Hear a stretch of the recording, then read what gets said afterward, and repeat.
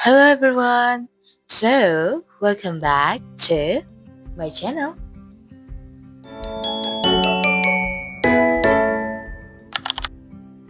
Gak kerasa teman-teman udah tahun 2026 aja. I think di tahun 2025 kemarin gue sedikit mengupload konten-konten di YouTube. Nah, one of my resolution juga di tahun 2026 adalah be more productive on content making untuk YouTube, Instagram, dan seterusnya. Dan juga di awal tahun actually I have started several videos that I post on my IG, my course IG, which is Enigma_Academy. I will write it down. You can check. It's mostly about learning English and also learning with my student and give them challenge.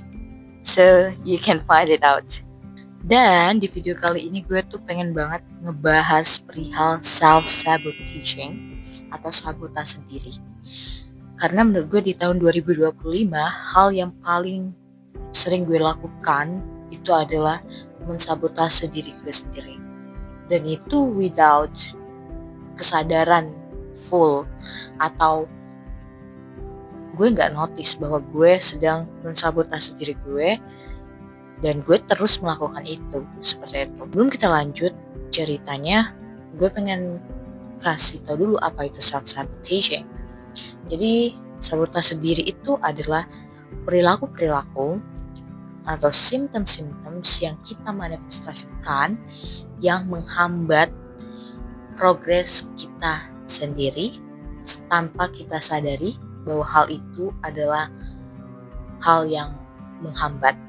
And mostly it is about method cognitive things, whether itu mungkin mindset lo atau mungkin you have an inner child for instance gitu ya, yang menarik lo untuk tidak menggapai mimpi lo itu. Terus kenapa sih ini penting? Karena menurut gue teman-teman, ini tuh bukan kayak luka fisik gitu yang lo bisa lihat, oh ada memar, oh ada baretnya. Tapi ini tuh juga bisa lo notice dari perilaku-perilaku lo. Dan self-sabotaging ini sangat mempengaruhi lo dalam mengambil keputusan, dalam proses belajar, dalam lo berteman, dan seterusnya. That is kind of mental block. Itu juga bentuk dari self-sabotaging. Jadi apapun perilaku yang menghalangi lo dalam menggapai tujuan lo, itu bisa dikatakan adalah self-sabotaging. Dan ini terjadi tanpa kita sadari. Self-sabotagingnya itu bisa macam-macam ya teman-teman bentuknya. Bisa jadi lo punya mental block, lo merasa gak bisa meraih itu, lo gak bisa meraih suatu mimpi yang dulu bahkan lo punya dan lo benar-benar pengen, tapi lo gak merasa kurang layak untuk mimpi tersebut misalnya.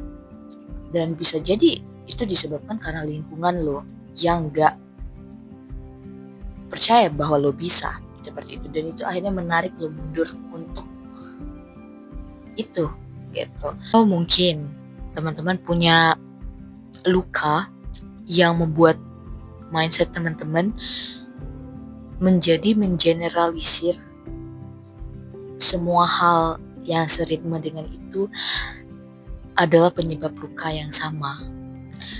Teman-teman gak mau merasakan rasa sakit yang sama misalnya. Hal-hal lain yang sangat bisa men-trigger emotional side-nya teman-teman. Dan teman-teman takut itu terulang kembali.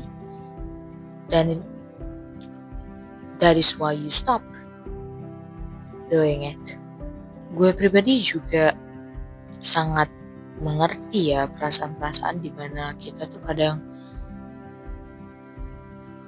bilang ke diri kita sendiri dan kita nggak sadar bahwa itu tuh sebenarnya hanya berada di dalam alam pikiran kita saja, dan kita juga nggak sadar bahwa ada alternatif yang jauh lebih menguntungkan diri kita sendiri untuk diambil. dibandingkan dengan pikiran bahwa kita nggak mampu, kita nggak bisa, atau bahkan kita nggak ada waktu. Karena kadang kita procrastinating something, kayak misalnya kita tuh selalu pengen ngerjain tugas dekat dengan deadline misalnya ya, itu boleh jadi adalah bentuk reaksi emosional yang teman-teman keluarkan karena teman-teman avoidance dengan beban emosional baru yang teman-teman tahu bakal bikin kepala mumet atau banyak masalah yang juga belum diselesaikan. Jadi walaupun teman-teman punya spare time di antara waktu teman-teman dari misalnya hari X ke hari deadline, teman-teman gak gunakan itu untuk ngerjain tugas, tapi teman-teman gunakan itu untuk merelaksasikan semua beban itu. If that makes sense. Right. Gue juga gak langsung sadar. It takes time. It takes so much time. Dimana gue yang dulunya berkata bahwa menunda-nunda tugas sampai ke mepet-mepet deadline misalnya gitu ya adalah strategi gue, atau gue punya alasan dalam tanda kutip gak punya waktu, dan gue juga berdalih bahwa gue gak punya waktu padahal gue bisa scrolling TikTok, Instagram dan seterusnya. It means, hal yang baru gue sadari adalah it means there is emotional obstacles, emotional blocking things that gue belum selesai gitu. Lalu pertanyaan yang muncul adalah gimana sih perjalanan dalam mengetahui bahwa kita tuh sedang mensabotase diri kita sendiri. Gue menggunakan metode journaling yang selalu gue bilang. Gue menumpahkan apa yang benar-benar gue rasakan dan mencari semacam benang merah dari hal yang gue rasakan tersebut. Lalu gue coba uraikan melalui tulisan, dan gue notice emosi apa yang sedang gue rasakan, apakah kesal, senang, sedih, marah gitu. Dan gue gak langsung shutting down itu, tapi gue cari tahu akarnya kenapa gue bisa marah, kenapa hal yang bikin gue kesel, apa hal yang bikin gue kayak gitu. Jadi gue aware dengan my state of emotion. Gue juga gak menjadi meledak-ledak, dan gue coba sampaikan ke diri gue pribadi dengan state dimana emosi gue kayak gitu ya. Lo punya alternatif pemikiran lain. Lo tenangin diri lo sendiri, dan lo coba berpikir seperti A, seperti B, seperti C, dan seperti D. Dan gue menemukan bahwa I think that's true. My thinking, many action is justified, kan? Terjustifikasi, but it doesn't mean it's right. Tapi bukan berarti itu benar. Gitu. Di tahun 2025 juga, teman-teman, gue tuh sering kali nyalahin kayak diri gue sendiri gitu. Kenapa misalnya seharusnya kamu seperti ini, seharusnya kamu seperti ini, seharusnya ABCD. In the first place is good, karena gue tahu titik dimana gue harus membenahi diri gue pribadi. But I think we have to be more aware juga dengan apa yang sudah kita peroleh. Kita juga harus apresiasi diri kita. Kita juga harus menyadari kadang masalah itu datang just because it is the time. You cannot ask why. And it is what it is gitu loh. Ada titik. Karena kadang tuh kita tuh terlalu mempertanyakan gitu loh. Kayak kenapa dia harusnya kayak gitu, aku harusnya kayak gini, dia harusnya A, dia harusnya B, dia harusnya C, dia harusnya D. But as I grew older, I realized that we can control the problem. Sometimes the problem happens because it is just a time for it to come. And we cannot avoid it. Kita juga nggak bisa stopin itu all of a sudden. But I always believe there is something mesmerizing thing behind it. Like there is always a light at the end of the tunnel gitu loh. Jadi mungkin ini lagi berapi-api, lagi kesal, lagi sedih, lagi senang, kita tuh nggak bisa lihat itu dengan kacamata jernihnya kita, atau bahkan kita menolak untuk melihat itu dari kacamata yang jernihnya kita, karena kita merasa nggak nyaman kalau kita nggak reaktif terhadap masalah itu misalnya kan ya. Cuman terkadang tuh banyak hal tuh yang lebih mulia kalau kita ikhlaskan. Banyak hal yang lebih mulia ketika kita ikhlaskan, teman-teman. Ketika kita berserah gitu. Ketika kita mengaku bahwa kita lemah dan kita salah. And it's okay. You're doing wrong. Balik ke setelan awal ya, teman-teman. So, kita lanjutin ya. Dan gue juga punya perspektif baru juga tentang masalah. Dimana dulu tuh gue tuh punya tendensi sebagai manusia normal untuk menghindari masalah itu. Kalau bisa nggak usah ada masalah.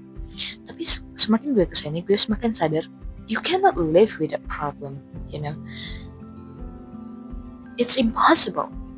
Salah satu, for your information, salah satu doa gue adalah gue nggak mau tertimpa masalah.